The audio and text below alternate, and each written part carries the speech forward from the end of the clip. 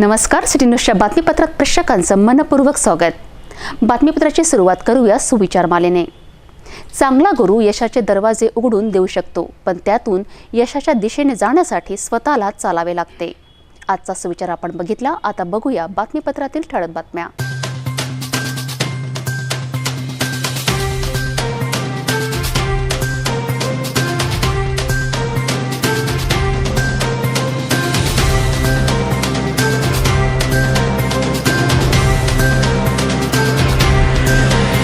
आपण ठळक बातम्या बघितल्या. आता घेऊया छोटासा ब्रेक.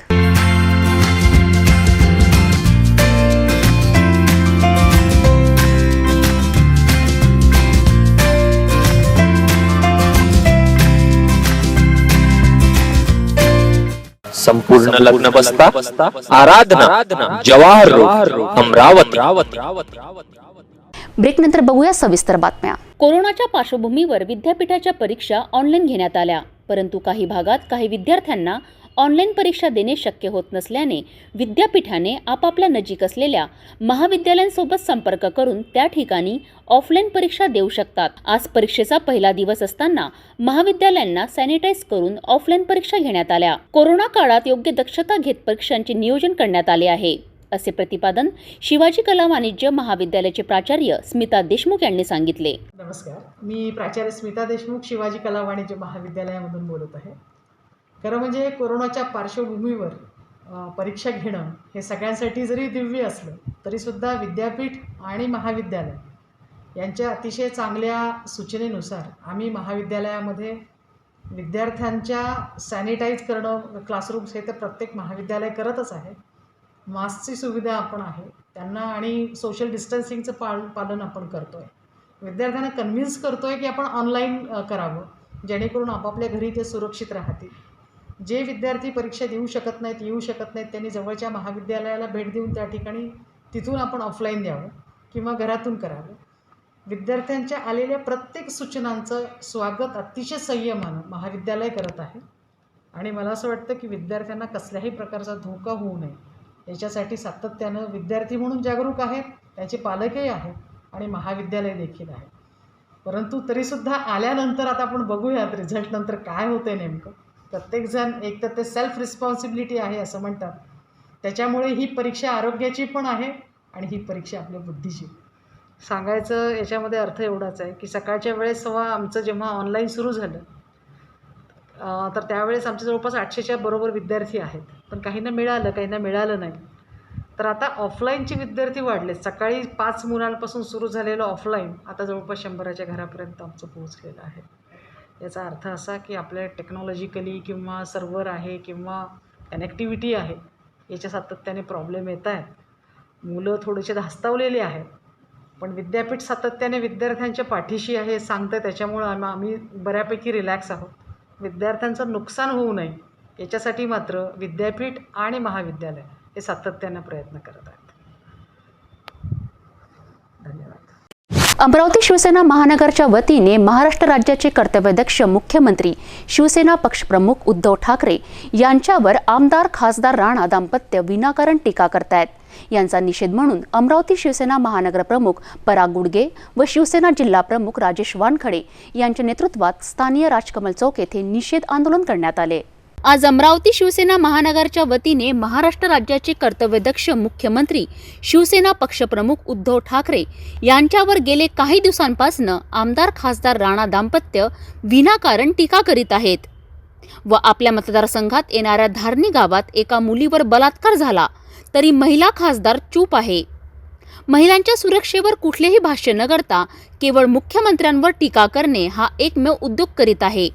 याचा निषेध म्हणून शिवसेना महानगर प्रमुख अमरावती पराग गुडगे व शिवसेना जिल्हा प्रमुख राजेश वानखडे यांच्या नेतृत्वात स्थानिक राजकमल चौक येथे निषेध आंदोलन करण्यात आले आहे.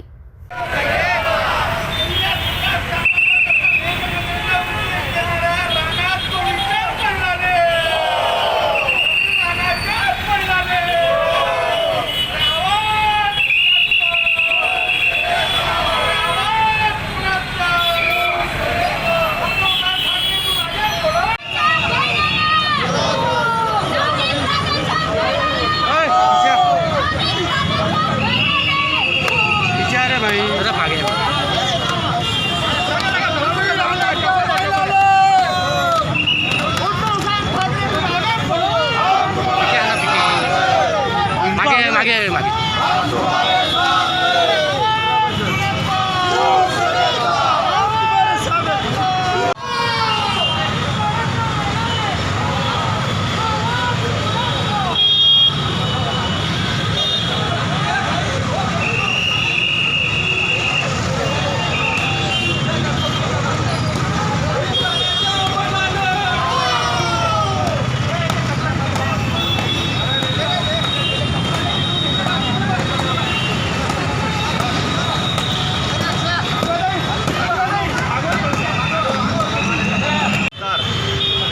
आणि या जिल्ह्याचे भंडारा मतदारसंघाचे आमदार हे जोडी सातत्यानं या काही दिवसात मेळघाटमध्ये पिकनिक दौऱ्यावर गेले होते आणि या दौऱ्यावर या जोडीनं दिलवाले दुल्हनिया ले जाएंगे पिक्चर स्टाईल अर्ध्या बसमध्ये बाहेर निघून या महाराष्ट्र राज्याच्या मुख्यमंत्र्यावर तुम्ही मातोश्रीच्या बाहेर पडा अशी सातत्याने टीका करत आहे. पण ही जोडी विसरली का त्याच मतदारसंघात एका आदिवासी युवतीवर शेतात येऊन बलात्कार करण्यात आला. एक महिला खासदार असल्यावर आपण त्याच मतदारसंघात पिकनिक करतो, त्या मतदारसंघात एका महिलेवर बलात्कार होते आणि आपल्या खासदार जोरजोरानं ओरडतात का उद्धवसाहेब मातोश्रीच्या बाहेर पडा. मला त्यांना एवढंच सांगायचं आहे की आपण दोघांनी आपला जिल्हा आपला मतदारसंघ सांभाळावा. आपण राजकीय नेते होऊन कंगना राणावत सारखी TRP मिळवण्याचा प्रयत्न करू नये. आपण कंगना राणावत बनू नये आणि कंगना राणावत सारखं बनायला गेले तर तिथे काय झालं हे आपल्या खासदारांनी लक्षात घेऊन घ्यावं. आणि दुसरा विषय उद्धवसाहेबांवर जे चिखलफेक करतायत तुम्हाला शिवसेनेच्या वतीनं सांगू इच्छितो तर आता लढाई शिवसेना रस्त्यावर करेल. आजपर्यंत कोरोना होता, कोरोना आहे. उद्धवसाहेबांच्या आधीच्यामुळं आमचे हात आम्ही संयमानं घेतले आजपर्यंत. पण आता राणा दाम्पत्याला सांगू इच्छितो की आता शिवसेना काय असते. शिवसेना आता रस्त्यावर उतरून या दोघांना उत्तर देईल आणि मुख्यमंत्र्याबद्दल टीका करताना त्यांना इथून तात्काळ थांबावं. आणि एवढंच सांगतो मुख्यमंत्री तर दूरच राहिले, त्यांनी पहिले आमच्या शिवसैनिकाला निपटावं. मुख्यमंत्री जर बाहेर पडले आणि मुख्यमंत्र्यांनी जर मनावर घेतलं तर यांना लपालाही जागा भेटणार नाही या दोघांना. एवढा या ठिकाणी विश्वास व्यक्त करतो. आणि यांनी अशी नौटंकी अशी चितोरेपणा हा तात्काळ थांबवावा. या जिल्ह्यातल्या जनतेच्या प्रश्नावर लक्ष द्यावे, इथच्या महिलांच्या सुरक्षतेवर लक्ष द्यावे आणि नंतर भाजपची चमचेगिरी करणं नंतर करावेत. आताच्या परिस्थितीत त्यांनी या जिल्ह्याच्या विकास कामावर महिलेच्या सुरक्षतेवर लक्ष द्यावे आणि मुख्यमंत्र्यावर बोलणे हे तात्काळ थांबवावे असा आम्ही इशारा देतो. यावेळी आपली पात्रता ओळखून काम करावं, जिल्ह्याच्या विकासाच्या संदर्भात काम करावं. त्यांनी जास्तीचा शहाणपणा मुख्यमंत्र्यांना किंवा आम्हाला शिकवू नये. जर यानंतर खासदार असो या आमदार असो दोघांनी पण शिवसेना माननीय मुख्यमंत्री उद्धवजी यांच्याबद्दल जर आक्षेपार्थ उत्तर काढले तर शिवसेना आपल्या स्टाईलनी त्यांना उत्तर दिल्याशिवाय राहणार नाही. आम्ही महिलांचा सन्मान करतो म्हणून आतापर्यंत पक्ष नेतृत्वाने आम्हाला सांगितलं की कोरोनाचा काळ आहे, यात विनाकारानं परिस्थिती बिघडेल असं कोणतंही काम करू नका म्हणून आम्ही संयमानं घेतलं. याचा अर्थ असा नाही की आम्ही काही करू शकत नाही. त्यासाठी दोघांनी लक्षात ठेवावं. जर यांचे मोदी शहांशी एवढे जवळचे संबंध असावे तर त्यांनी महाराष्ट्राचे जे GSTचे पैसे आहे त्यासाठी हे करावं, मागावं. त्यासाठी बाकी प्रश्न आहेत जिल्ह्याचे. हरणीतला बलात्कार आहे, भंडारा मतदारसंघाचे विषय यांनी हाताळावे. जर त्यांना हे प्रश्न सोडून फक्तच TRP मिळवण्यासाठी जर काम करत असतील किंवा स्टेटमेंट करत असतील तर शिवसेना आपल्या स्टेटला उत्तर देईल हे यांनी लक्षात ठेवावं.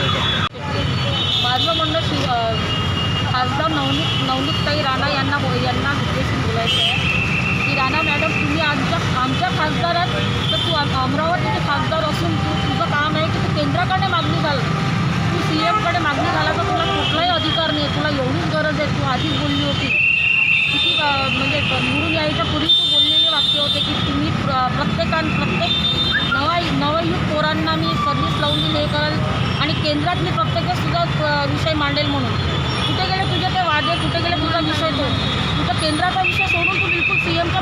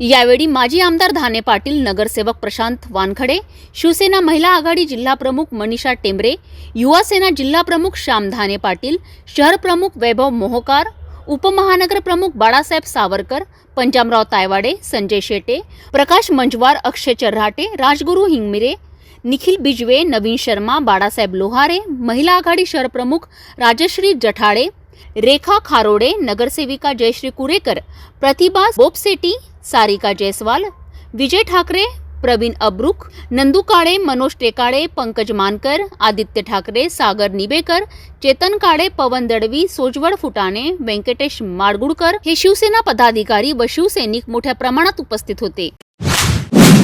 परतीचा पाऊस तसेच या अगोदर आलेल्या किडीचा प्रादुर्भाव यामुळे सप्टेंबर व ऑक्टोबर महिन्यात शेती व शेतपिकांचे मोठ्या प्रमाणात नुकसान झालेले आहे.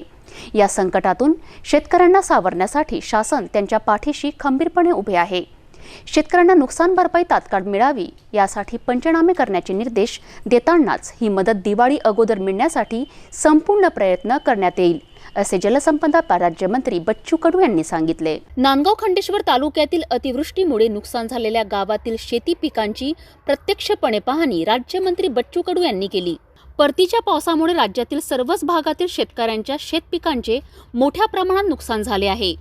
या संकटा अगोदरही किडीच्या प्रादुर्भावाने शेतकरी बांधव त्रस्त झाला होता. सुरुवातीला बियाणे खराब निघाले, नंतर किडीचा प्रादुर्भाव व आता परतीच्या पावसामुळे शेतकऱ्यांचे प्रचंड नुकसान झालेले आहे. शेतपिकांचे नुकसान भरपाईसह ज्या शेतीचा पावसामुळे पोत जाऊन नुकसान झाले आहे अशा शेतकऱ्यांना सुद्धा मदत मिळणे आवश्यक आहे. शेतकऱ्यांना मदत मिळण्यासाठी नुकसानग्रस्त भागांची पाहणी करून पंचनामे करण्याचे आदेश संबंधित विभागांना राज्यमंत्री बच्चू कडू यांनी दिलेत. शेतकऱ्यांना या संकटातून सावरण्यासाठी शासन त्यांच्या पाठीशी खंबीरपणे उभे राहील. शेतकऱ्यांना नुकसान भरपाई दिवाळीच्या अगोदर मिळण्यासाठी जाणीवपूर्वक प्रयत्न करण्यात येईल, अशी ग्वाहीही राज्यमंत्री बच्चू कडू यांनी शेतकऱ्यांशी संवाद साधताना केली. पाऊस असू द्या का याच्या अगोदरचा रोगाचा प्रश्न असू द्या, ऑगस्टपासून सप्टेंबर ते ऑक्टोबर या 3-4 महिन्यामधलं प्रचंड नुकसान शेतकऱ्याचं झालेलं आहे. तुम्ही आता पाहिलं असेल का शेतामध्ये निवड पिकाचंच नुकसान नाही पण शेतीचं पण नुकसान आहे. टोंगा एवढं पाणी शेतामध्ये थांबलेलं आहे. त्याच्यामुळं आत्ता आम्ही जसे निर्देश दिले का फक्त पिकाची पाहणी झाली पाहिजे, शेताचं जे नुकसान झालं त्याचं पोत गेलेलं आहे त्याचं पण पैसे भेटणं फार गरजेचं आहे. तसे पंचनाम्याचे आपण आदेश दिलेले आहे. आपण पाहतो का या प्रचंड एक तर सोयाबीनचं बियाणं बेकार निघालं, त्याच्यानंतर ह्या सगळ्या परिस्थिती बदलल्या. सरकार निश्चितच खंबीरपणे उभं राहील आणि मला वाटतं दिवाळीच्या अगोदर ही मदत आमच्या शेतकऱ्यापर्यंत जाण्याचा आम्ही प्रयत्न करू. या पाहणी दौऱ्यात जिल्हा अधीक्षक कृषी अधिकारी विजय चवाडे तसेच महसूल व कृषी विभागाचे अधिकारी उपस्थित होते. बणमेरू विज्ञान महाविद्यालय लोणार येथे शासनाने नेमलेल्या प्रशासकीय अधिकारी यांच्या मार्फत डॉक्टर प्रवीण माणिकराव गायकवाड यांना नियुक्त करावे या प्रमुख मागणीकरिता सहसंचालक उच्च शिक्षण अमरावती विभाग यांच्या कार्यालयासमोर डॉक्टर गायकवाड सहकुटुंब आमरण उपोषण व भीक मागू आंदोलन करीत आहेत. अमृत सेवाभावी संस्था परभणी व संत गाडगेबाबा अमरावती विद्यापीठ संलग्नित कैलाश कुमारी दुर्गा बनमेरू विज्ञान महाविद्यालय लोणार येथे सहाय्यक प्राध्यापक पदावर कार्यरत असलेले डॉक्टर प्रवीण माणिकराव गायकवाड यांना कोणतीही नोटीस न देता सेवेतून बडतर्फ करण्यात आले. या सेवाभावी संस्थेने डॉक्टर प्रवीण गायकवाड यांची नियुक्ती 1 वर्षाकरिता होती असे कारण सांगून त्यांना बडतर्फ करण्यात आले. तेव्हा माझी नियुक्ती ही रीतसर संत गाडगेबाबा अमरावती विद्यापीठाच्या पॅनलद्वारे झालेली आहे आणि विद्यापीठाने कायमचे अप्रूव्हल दिलेले आहेत. तसेच या आधारे शासनाने माझा पगारही केला आहे. जर माझी नियुक्ती 1 वर्षासाठी असेल तर विद्यापीठाने मला कायमचे अप्रूव्हल कसे देईल असा प्रश्न डॉक्टर गायकवाड यांनी केला आहे. तेव्हा डॉक्टर प्रवीण गायकवाड हे सहसंचालक उच्च शिक्षण अमरावती विभाग यांच्या कार्यालयासमोर सहकुटुंब आमरण उपोषण व भीक मागू आंदोलनाकरिता बसलेत. मला माझ्या मूळ पदावर नियुक्त करावे अशी मागणी डॉक्टर गायकवाड यांनी केली. नमस्कार, मी प्रवीण गायकवाड आणि हे आविरश्री ढेरे. आम्ही कैलासवासी कुमारी दुर्गा कन्हैयालाल बनमेरू सायन्स कॉलेज लोणारमध्ये 2016ला जॉईन झालो, पण त्यांनी आम्हाला चुकीच्या पद्धतीनं बडतर्फ केले. त्यानंतर आम्ही मागच्या फेब्रुवारीमध्ये इथे आमरण उपोषण केलं सहकुटुंब. आजही मी इथं सहकुटुंब आमरण उपोषण करत आहे. फेब्रुवारीच्या उपोषणामध्ये सदरील महाविद्यालयावर प्रशासक रुजू झाला आणि आज माझी परत याच प्रशासनाला अशी विनंती आहे की त्यांनी रुजू झालेल्या प्रशासकाद्वारे मला व आवरीश्री ढेरे सरांना पुन्हा रुजू करून घ्यावे. नमस्कार.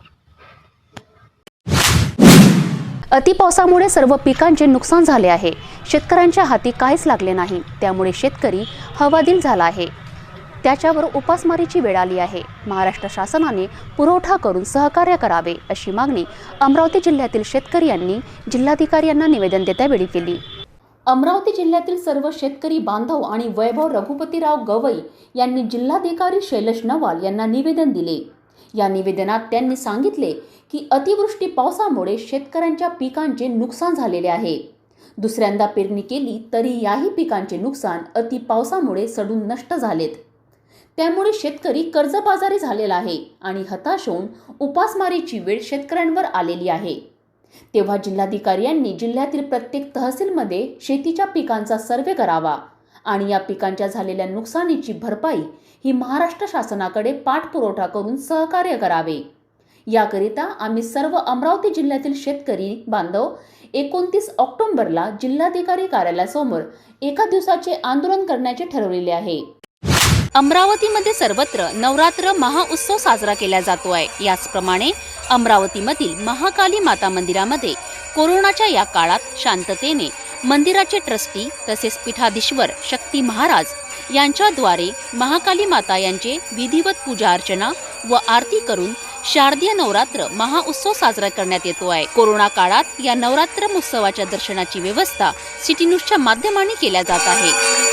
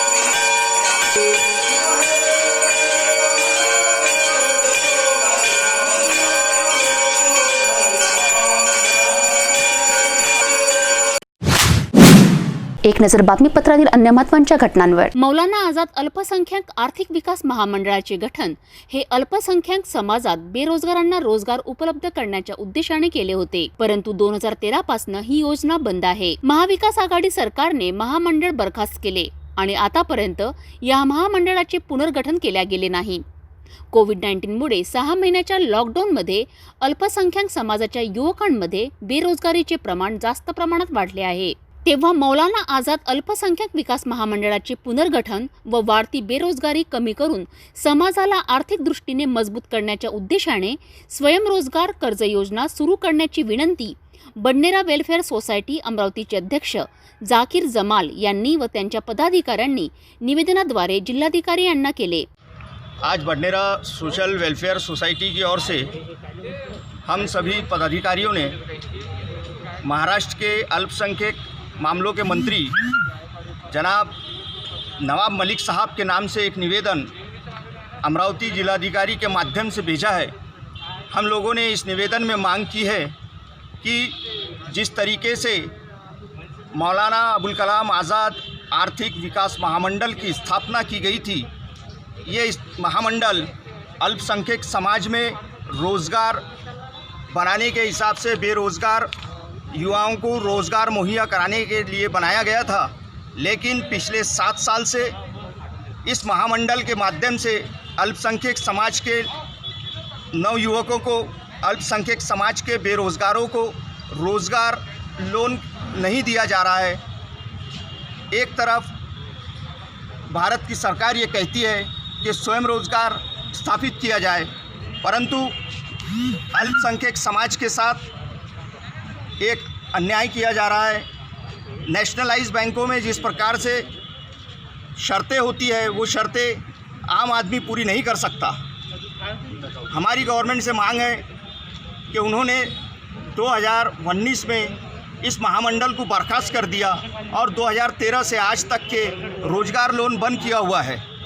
समाज में बढ़ती बेरोज़गारी को कम करने के लिए हमने अल्पसंख्यक मंत्रालय से यह मांग की है कि वो जल्द से जल्द इस महामंडल की स्थापना करे और अल्पसंख्यक समाज के बेरोज़गारों को रोज़गार इस महामंडल के माध्यम से दिया जाए और उन्हें रोज़गार कर्ज दिया जाए। महाराष्ट्र राज्यात परतीच्या पावसामुळे शेतकऱ्यांचे पूर्णतः नुकसान झाले आहे। त्यामुळे शेतकरी पूर्णपणे उद्ध्वस्त झाला आहे। राज्यात ओला दुष्काळ जाहीर करून सरसकट एकरी 50,000 रुपये नुकसान भरपाई म्हणून थेट शेतकऱ्याच्या खात्यात जमा करावे। या विषयाचे गांभीर्य घेऊन सहानुभूतीपूर्वक विचार करून तात्काळ अंमलबजावणी करण्यात यावी, असे निवेदन राष्ट्रीय समाज पक्ष जिल्हाध्यक्ष प्रदीप साहेबराव पातुर्डे यांनी जिल्हाधिकाऱ्यांना दिलेत। राष्ट्रीय समाज पक्ष जिल्हाध्यक्ष प्रदीप पातुर्डे आज आम्ही जे निवेदन दिलं ते या संदर्भात होतं की जो हा परतीचा पाऊस आहे त्याच्यामुळे बरंच आपल्या शेतकरी बांधवांचं नुकसान झालेलं आहे आणि त्यांची आर्थिक परिस्थिती खूप ढासळलेली आहे आणि आता पुढचे जे दिवस आहेत, सणासुदीचे दिवस आहेत, आता दिवाळी दसरा वगैरे आहे आणि आपल्या शेतकरी बांधवांची परिस्थिती खालावलेली आहे। या परिस्थितीमुळे जरा शासनाने त्यांना त्वरित मदत करावी। एकरी 50,000 रुपये अनुदान हा डायरेक्ट त्यांच्या खात्यामध्ये जमा करावा असे आमची मागणी आहे। या निमित्ताने आम्ही जिल्हाधिकारी साहेबांना निवेदन दिलेलं आहे। तसेच आमची विनंती आहे की याची पूर्तता त्वरित लवकरात लवकर होण्यात यावी ही आमची यांना विनंती आहे। आम्ही आता आठवडाभराचा अवधी मागे सांगितलेला आहे साहेबांना। त्याच्यानंतर जर हे लवकरात लवकर पूर्ण झालं नाही तर आम्ही पुढचं आंदोलन तीव्र करू। तीव्र आंदोलन म्हणजे रस्त्यावर उतरू, शेतकऱ्यांसाठी आम्ही रस्त्यावर उतरू। एक नजर टाकूया अमरावतीच्या कोरोना रिपोर्टवर।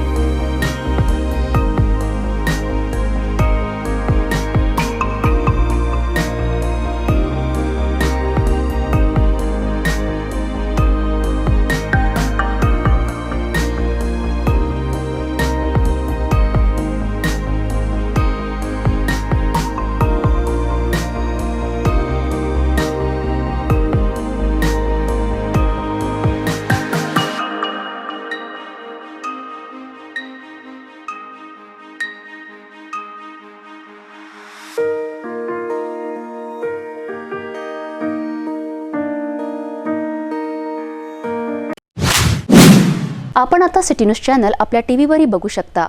यामध्ये GTPL channel 73, SN channel 9, city cable channel 92, इनबीसेन नागपूर 746 वर। जर आपल्या टीव्हीवर सिटी न्यूज चॅनल दिसत नसेल तर आपण आपल्या केबल ऑपरेटरशी संपर्क करावे। पुन्हा एकदाच्या ठळक बातम्या।